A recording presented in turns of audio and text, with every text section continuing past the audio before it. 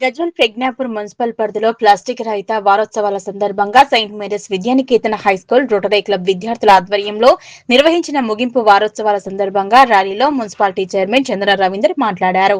Plastic మన భవిష్యత్తుకు ముప్పు అని మనం రోజు వాడే కవర్లు, ప్లాస్టిక్ గ్లాసులు, స్ట్రాలు, బాటిల్స్ పడివేస్తున్నామని, కానీ అవి భూమిలో 500 సంవత్సరాలు కుళ్లిపోకుండా ఉంటాయని, దాని ప్రభావం మన ఆరోగ్యంపై తీవ్ర ప్రభావం చూపుతుందన్నారు. ప్లాస్టిక్ కాల్చడం వల్ల వచ్చే పొగతో ఊపిరితిత్తుల జబ్బులు వస్తున్నాయని, ప్లాస్టిక్ కవర్లలో వేడి అన్నం తింటే క్యాన్సర్ వచ్చే ప్రమాదం ఉందని తెలుపుతూ, ప్లాస్టిక్ కవర్లు కాలువలు, డ్రైనేజీలను నింపేస్తున్నాయని, వర్షం వస్తే నీరు నిలిచి దోమలు, లార్వాలు వస్తున్నాయని, ఆవులు, కుక్కలు ప్లాస్టిక్ తిని చనిపోతున్నాయన్నారు. మన పిల్లలకు శుభ్రమైన భూమి, నీరు, గాలి ఇవ్వాల్సిన బాధ్యత మన అందరిపై ఉందని తెలియజేశారు.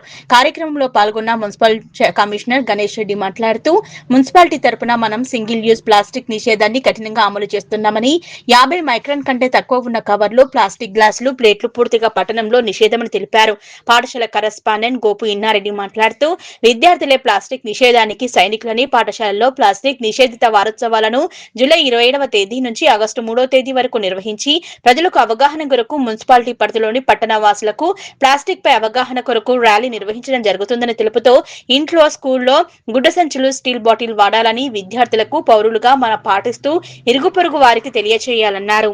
Municipal vice chairman Padma Narasingarao మాట్లాడుతూ, కూరగాయలు కొనేటప్పుడు గుడ్డ సంచులను తీసుకువెళ్లాలని, హోటల్లో స్టీల్ గ్లాసులు వాడాలని, వ్యాపారస్తులు ప్లాస్టిక్ బదులు ప్రత్యామ్నాయాలు వాడాలని తెలియజేస్తూ, ప్లాస్టిక్ వినియోగించే వారిపై మున్సిపల్ వారి చర్యలు తీసుకుంటామని, ప్రజల్లో మార్పు రావాలంటే మనతోనే ప్రారంభం కావాలని, ప్లాస్టిక్ వద్దు ప్రకృతి ముద్దు అనే ప్రతిజ్ఞ అందరితో చేయించారు. కార్యక్రమంలో పాఠశాలకు చెందిన రోటరీ క్లబ్ విద్యార్థులు, ఎన్సీసీ విద్యార్థులు, ప్లాస్టిక్ నిషేధిత సైనికులు, ప్రిన్సిపల్ కాటరాయప్ప తదితర ఉపాధ్యాయులు పాల్గొన్నారు.